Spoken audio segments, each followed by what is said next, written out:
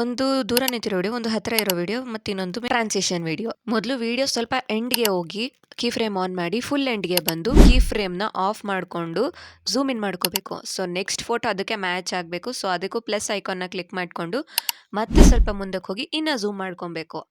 ಮತ್ತೆ ಇನ್ನೂ ಸ್ವಲ್ಪ ದೂರಕ್ಕೆ ಹೋಗಿ ಮತ್ತೆ ಕೀ ಫ್ರೇಮ್ ಆನ್ ಮಾಡಿಕೊಂಡು ಮತ್ತೆ ಸ್ವಲ್ಪ ದೂರಕ್ಕೆ ಹೋಗಿ ಕೀ ಫ್ರೇಮ್ನ ಆಫ್ ಮಾಡ್ಕೊಳ್ಬೇಕಾದ್ರೆ ವಿಡಿಯೋನ ಟರ್ನ್ ಮಾಡ್ಕೊಬೇಕು. ನೆಕ್ಸ್ಟ್ ಟ್ರಾನ್ಸಿಷನ್ ವಿಡಿಯೋದು ಟರ್ನ್ ಮಾಡಿಕೊಂಡು ಕೀ ಫ್ರೇಮ್ನ ಆನ್ ಮಾಡಿಕೊಂಡು ಮತ್ತೆ ಸ್ವಲ್ಪ ದೂರಕ್ಕೆ ಬಂದು ಕೀ ಫ್ರೇಮ್ನ ಆಫ್ ಮಾಡ್ಕೋಬೇಕಾದ್ರೆ ಕಣ್ಣ ಹತ್ರ ಬರಬೇಕು. ಸೊ ನೆಕ್ಸ್ಟ್ ವಿಡಿಯೋ ಕೂಡ ಸ್ವಲ್ಪ ರಿಮೈನಿಂಗ್ ವಿಡಿಯೋ ಡಿಲೀಟ್ ಮಾಡ್ಕೊಬೋದು. ಟ್ರಾನ್ಸಿಷನ್ ವಿಡಿಯೋದು ಪೂರ್ತಿ ವಿಡಿಯೋನ ಇಂಪೋರ್ಟ್ ಮಾಡಿಕೊಂಡು ಮತ್ತೆ ಅದನ್ನು ಕ್ರಾಸ್ ಏರ್ ಮಾಡಿ ಐಗೆ ಫಿಕ್ಸ್ ಮಾಡ್ಕೊಬೇಕು. ಸೊ ಐಗೆ ಫಿಕ್ಸ್ ಮಾಡಿಕೊಂಡು ಕೀ ಫ್ರೇಮ್ನ ಆನ್ ಮಾಡಿಕೊಂಡು ಮತ್ತೆ ಸ್ವಲ್ಪ ದೂರಕ್ಕೆ ಬಂದು ಝೂಮ್ ಔಟ್ ಮಾಡಿಕೊಂಡು ಕೀ ಫ್ರೇಮ್ನ ಆಫ್ ಮಾಡ್ಕೊಬೇಕು. ಹೆಚ್ಚಿನ ವಿಡಿಯೋಸ್ಗಳಿಗೆ ಲೈಕ್ ಹಾಗೂ ಸಬ್ಸ್ಕ್ರೈಬ್ ಮಾಡ್ಕೊಳ್ಳಿ.